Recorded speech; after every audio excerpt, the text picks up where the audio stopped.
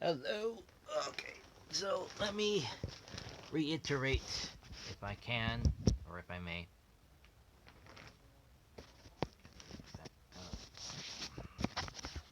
Alright. Right there. There we go. Okay, there. Now, I have made videos on this before, but I kind of want to reiterate again on, uh, you know, new concepts in media, particularly just animation, about, you know, same-sex couples. I'm still transferring. Um, and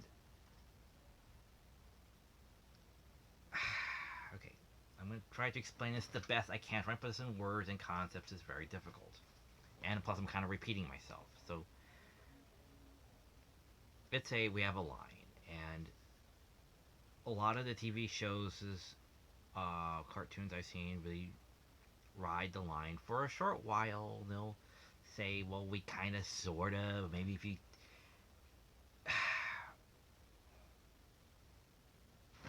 Okay. uh, uh, what the DC people for the um, Outsiders, Young Justice League Outsiders, thing tries to do. It tries to technically be something, but it's very easy to just, as much as people try to put something for something, they also put it where it can also be talked against. It's not 100% committed to any one thing. That could be controversial. There could be, they could like each other. Maybe not. It's not so much of will they, won't they. It's are they. You know, are they or aren't they? That's basically what it is now, and it rides that line so hard. But everyone writes off for like a brief scene or a moment, not even for a whole episode or even the plot of the episode. So as much controversy, because no one wants controversy. Remember, these are corporations. Bottom line is bottom dollar. Remember, that's what Mark Hamill said. Doesn't matter if it's good as long as it makes money. So that's why all the corporations are so afraid to upset everyone and even do it by accident. And people demand edgy, but then when they get edgy, everyone else starts whining about it. And I frankly, that's why a lot of people like, the indie people, the people that make their own stuff. Edit and I has bizarre visuals and concepts. A lady, the lead character lady, has mental sex with her imaginary digital, not boyfriends, but like companion. There's a sex scene in there, you know, but it all adds to the plot. It's there, you know. It's intimate because it shows that these two people or two entities are sharing such a close knit space, you know. Within her realm or mental realm is this other being that she has to like share time with, like timeshare with, so uh, yeah, Edit and I, um, Hotel has been, um, was it the last, Monolith? These are all, indie film. That's what indie film was. Indie film is not corporate. Indie film stuff. It's not regulated by the, uh, what was it, the council or whatever. It's the censorship bureau.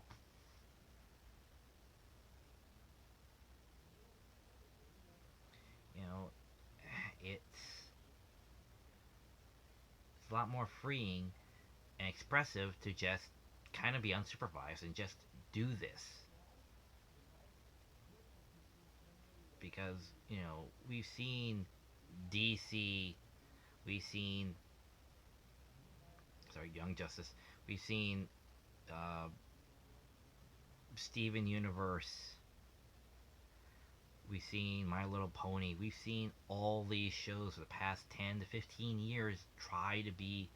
That's like, Avatar, especially with Avatar. Like, let's all just, let's edge right there. Just kind of go right there, just for a brief moment. Just for a moment. Just touch the edge, And even when certain plots or overarching, not overarching characters or plot points or elements of the show will occasionally touch the edge. That's it, just a touch and then they're gone. Like in Steven Universe, where Pearl gets that phone number, she does not call that person. That person's not referenced again.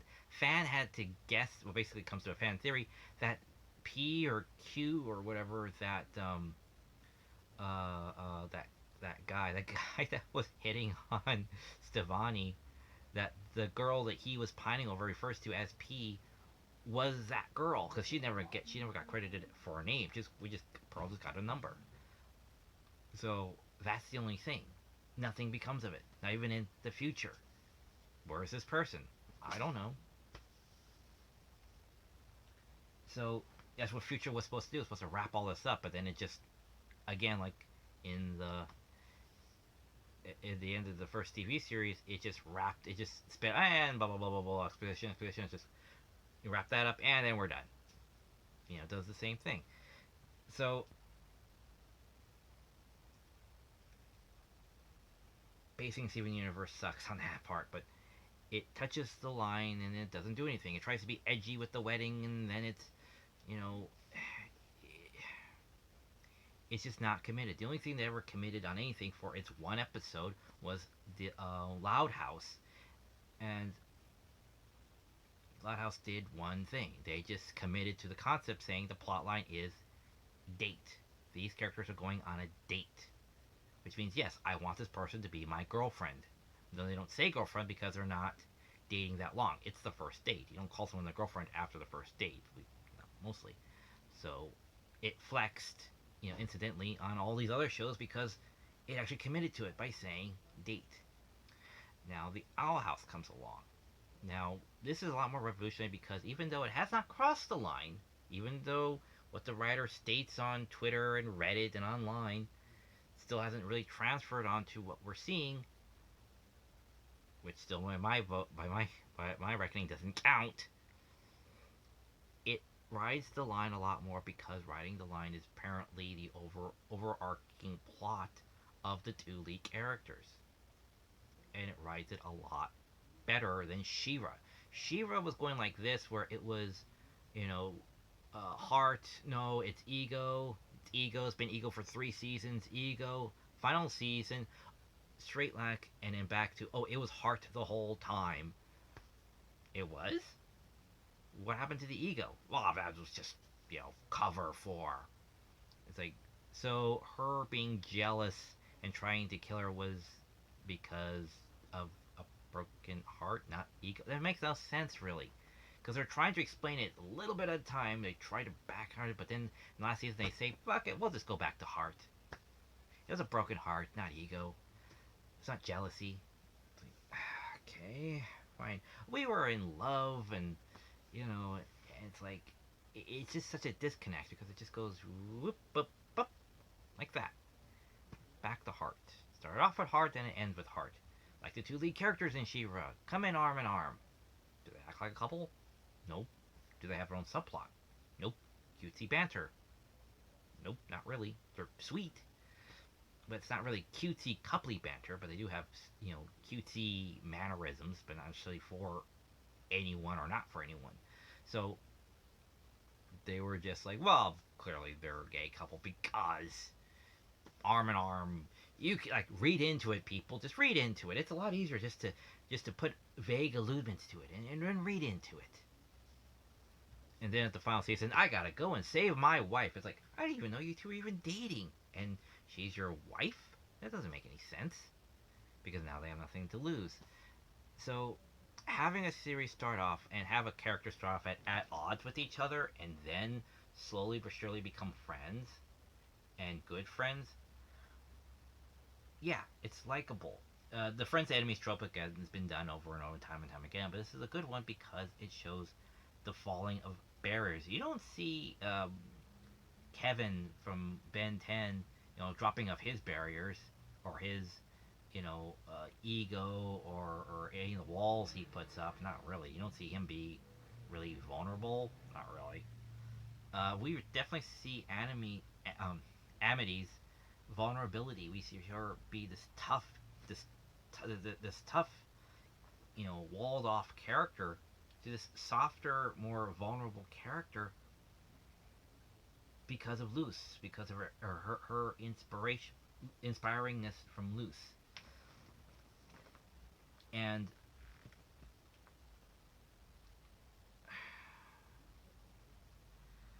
Amity has become a better person. We see her overarching and them getting closer and closer, but it's not a romance, not yet. It's parallel.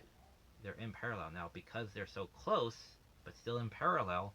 It's not a romance because Luce does not know, because she's a bit oblivious, okay, that Amity kind of likes her. Okay.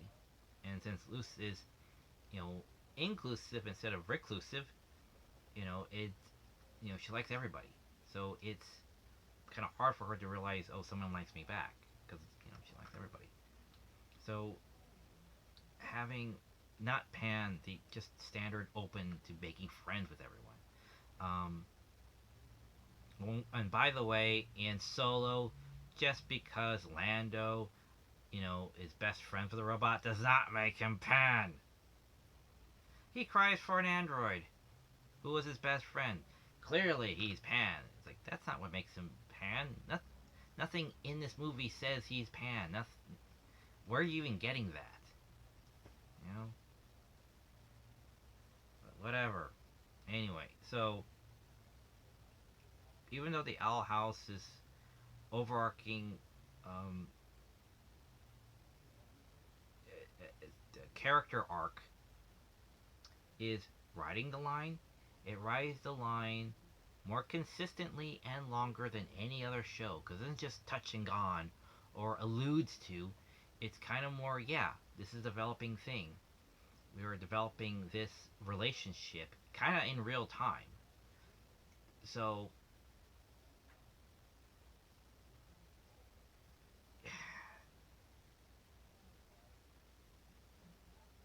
in order for it to be, the two characters have to come across, A to B. That's all you got to do. Just, there is no doubt by the characters or to the audience from the creators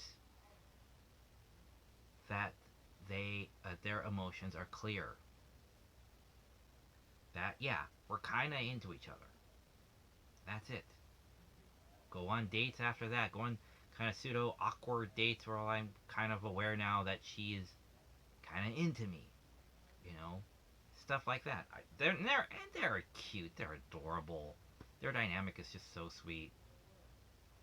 So I would love to see that, but you gotta commit to it, not just ride the line. You know, you gotta commit. That's what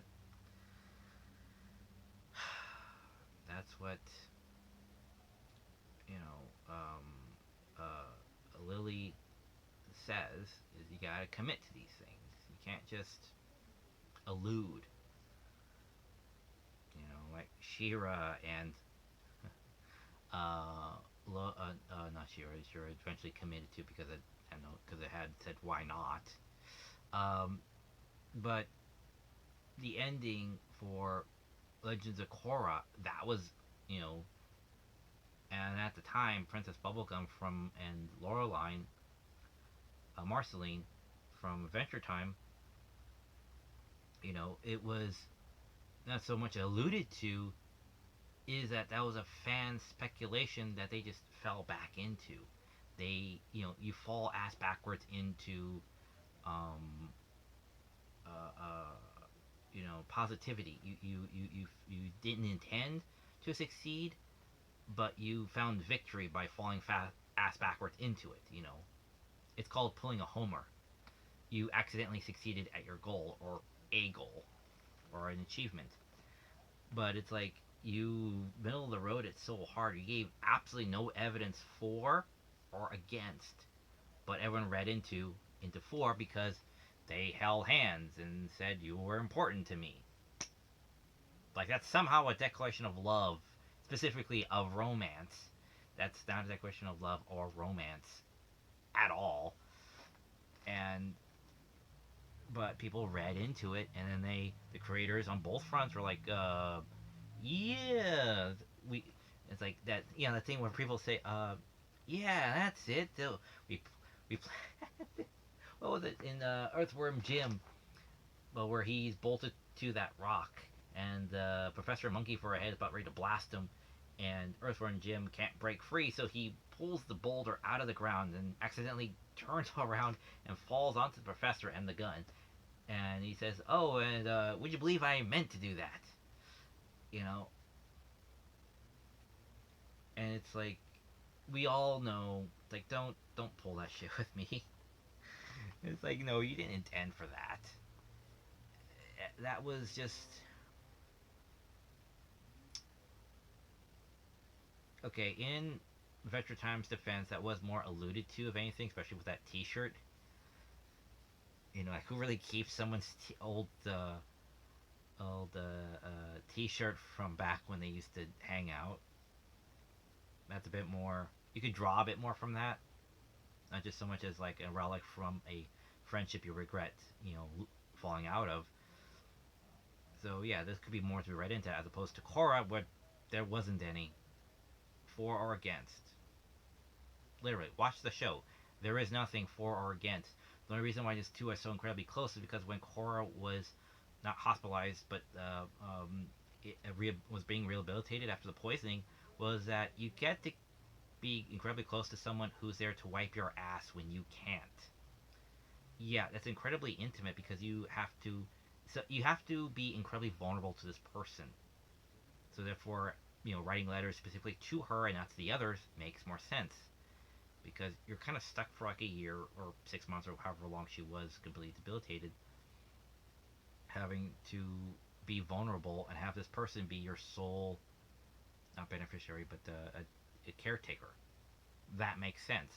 Like enemy, like people in the trenches, you become due to circumstances you find yourself in, you rely on each other. You grow these bonds because you know that's just what you do when you find yourself in these situations. But again, we don't know anything about a romance in Korra. It's just a sense of closeness. That's it. Got 18 minutes. Okay, I gotta wrap this up. So that's the thing. Don't allude. Don't say if you tilt your head and squint, maybe you might see it. Just commit and go to a place that has lesser standards and practices, for crying out loud. Go to cable. They had decent death sequences. In seasons 2 and 3 of Infinity Train. So, you know,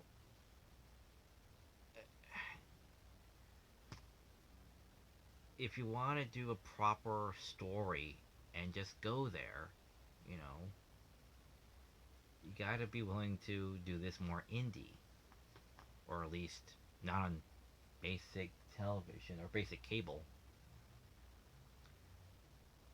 Because I miss movies that just didn't cater to everyone in China. I miss like the Boondock Saints. The Boondock Saints ain't for everybody. I know that. I loved it because I liked all of its themes. I liked the grandeur of it, the mood, the the characters.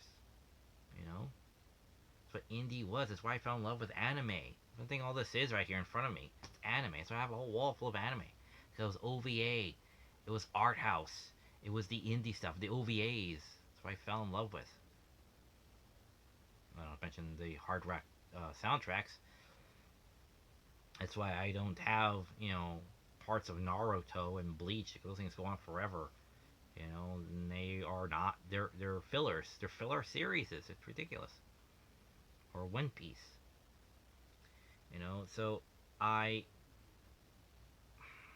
dang it, I love, you know, artistic expression, freedom. I love the freedom of it. That's what I fell in love with initially in all this. That's where all this began. You know, the intricacies, the grandeur of it all. Uh, the 80s are over. The OVAs are subject to just the nudist bonus episodes now.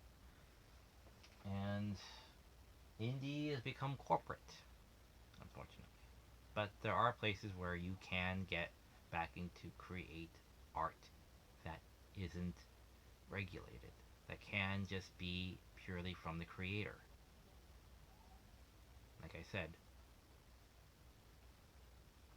has been Hotel, HBO Max at best, if you know. And we can't just keep nudging or touching the edge until we all get used to it.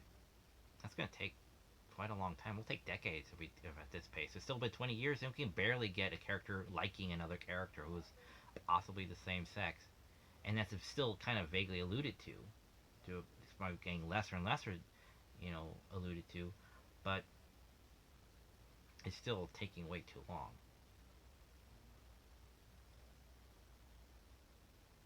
And all the gay stuff is all in still shots. DC has its gay stuff, but it's all in still shots, so we could just cut that out during the credits, because it's during the credits. Oh, we could just cut that out easy for the foreign markets. That's why it's also at the end of Voltron. It's during the still credits where they said where everyone is. Oh, he's at a wedding. We could cut that out for the foreign distribution. I'm an editor. I know these. I could see these things. Like, don't try to fool me. That's why they're there. They're specifically put there so they can be easily taken out and not affect the story. Come on now. I wasn't named the Watcher for nothing. Please, give me some credit. Alright. Enough ranting. So, take care, all future artists that see this. And don't give up. None of the greats did. Now they live in infamy. Take care. All right. See you at the drive-ins.